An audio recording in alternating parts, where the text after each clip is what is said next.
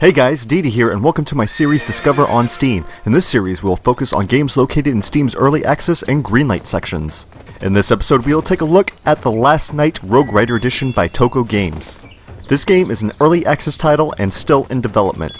At any given moment the developer could release a patch which would make sections of my Discover video obsolete. So what is The Last Night? The Last Night is a roguelike rail jousting simulator. It's essentially a poking simulator and your target is your bipolar girlfriend. I felt this game shared familiar elements from games such as the ground version of Star Fox. No, not the shitty one. The idea behind the game is fairly simple. Don't run into shit. If you have the coordination of a baby pug, this game is not for you. For everyone else like me, this game can be highly fun. It really depends if you're a coffee or green tea type of person. So what can you expect in this game? For one, 3 different game modes that utilize familiar gameplay but with different unique approaches. First is a familiar and cliché story mode with a small twist. You are a squire, you save the princess, etc, etc. This mode will satisfy both 8-year-old girls and 25-year-old men. If you're the type of person who enjoys dehydrating themselves while watching Pixar movies, you're in luck. The next game mode is the Rogue Rider Adventure mode where you choose your own adventure. You will traverse the many short levels selecting the next location you would prefer to travel through. Spoiler alert, all routes lead to your eventual death. The third and last game mode is Endless mode. In my opinion, this is the star of the game. The goal in this mode is to collect fat loot, items, and survive as long as you can. Play until your computer's memory runs out or personally perish from deep vein thrombosis. In this mode you will also encounter a quest and reward system. Quests are obtained from collectibles found in Endless mode and are unique to certain unlockable characters. This is nice because it adds a lot of replay value, and you'll find yourself coming back to live vicariously through a suicidal knight who rides with no supplies and no destination. The reward system and item shops are a way to dump your counterfeit in-game currency. Currency can be increased through a few different avenues. Examples are collecting gold coins for 100 points, chests for 500, and being a dick by destroying bridges that the local citizens depend on for travel and survival. Another purchasable item is power-ups. An example of one is the Ghost Rider, not to be confused with the terrible Marvel movie. When activated, you will turn into Kitty Pryde and walk through inanimate objects that apparently have a grudge against you. Also purchased with currency is minor customization unlocks. Example of unlocks are new horses like Seabiscuit and a unicorn, the narwhal of the land. More unlockables are character skins. Become a Black Knight who is immune to flesh wounds, or even become a very fucking creepy Burger King mascot. There are tons more of notable features located with this mode, but I will skip them because I am not a permanent strategy guide. Let's get to the design of the game. The game is roguelike, therefore you will encounter different variations of environment and enemies.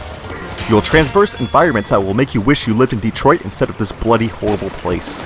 The forest which homes Australian-sized spiders, I will not be showing a picture due to having arachnophobia, and the lava plains which contains dragons, such as Sean Connery, are 2 of said locations. The enemies are often fun and cute, especially when poked with a long bludgeon object. However, I did find that many of the enemies had 10-foot wingspans, and would grab you even when you think you're clear from danger or think you're charging directly at them. This game also has hilarious ragdoll physics, which will instantly send your opponents into a state of yoga.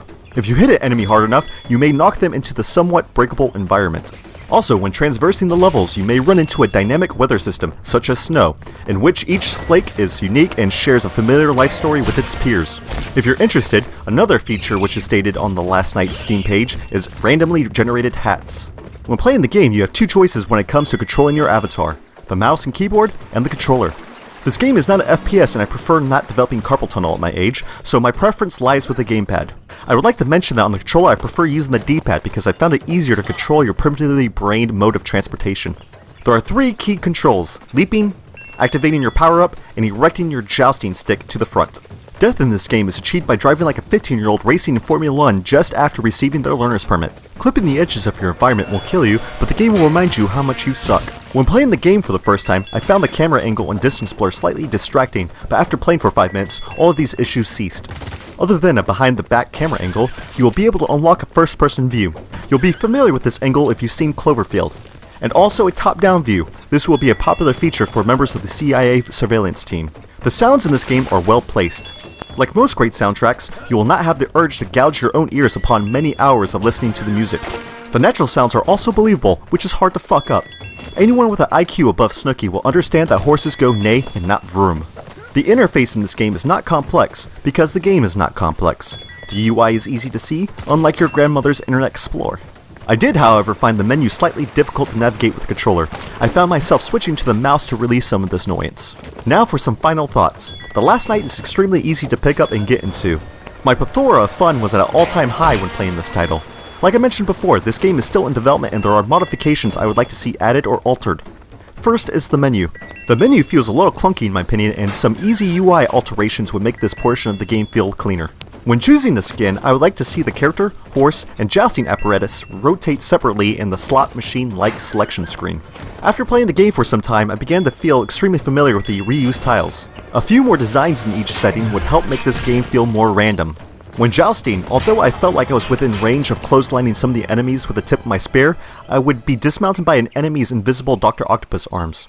A slightly larger hitbox on the enemy's end would alleviate this problem. So if you're a fan of rail-oriented games, a quirky medieval time setting, or looking for some quick, easy fun to pick up, I recommend taking a look at the Last Night Rogue Rider Edition.